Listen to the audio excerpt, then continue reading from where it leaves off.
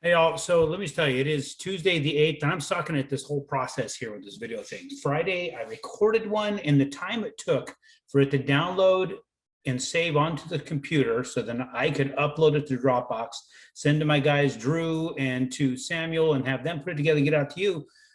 Stuff happened in the middle of all that. I forgot all about it. And I thought I put one out. And then Drew reminded me later, hey, you're not doing a video today. And it was all well past the time. So here it is Tuesday, and it's 12:26 in the afternoon. You should have already had this for a half hour.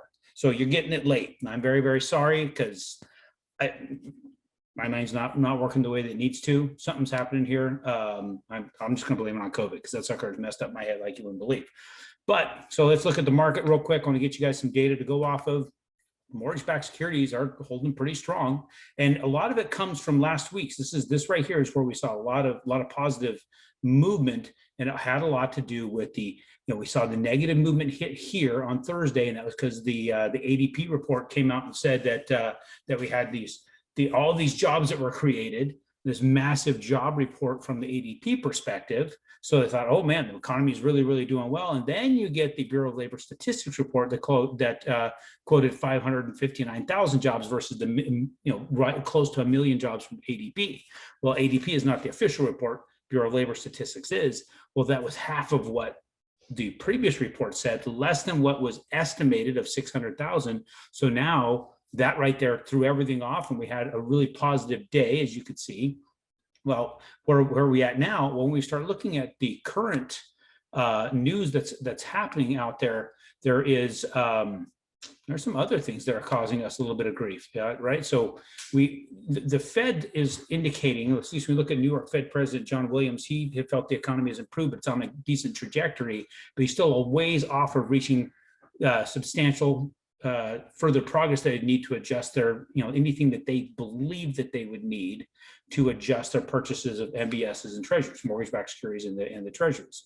So because of that, it seems as though the market's going to be pretty happy with what we have as far as the Fed probably continuing to purchase these particular securities and keeping rates low.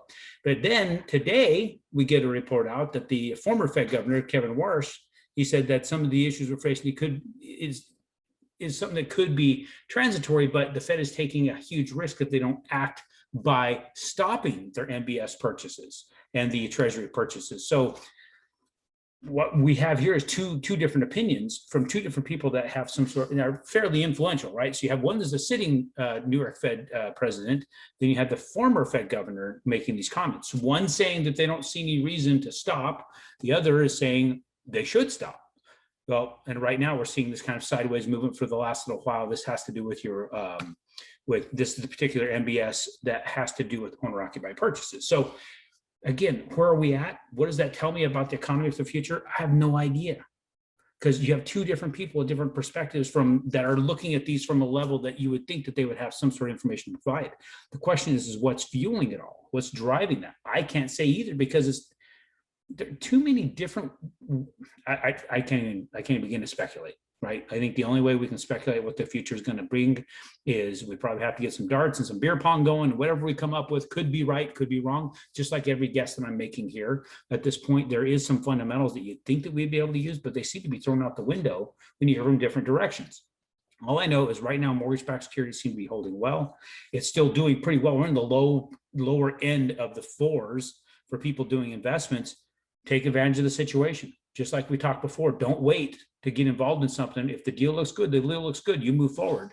Don't allow the market to dictate when you get involved. Look at the deals, get the right team. So again, my apologies for the delays and not getting this information to you. A lot of that I was putting out there on Friday, I contained in here with respect to the ADP report and the BLS report.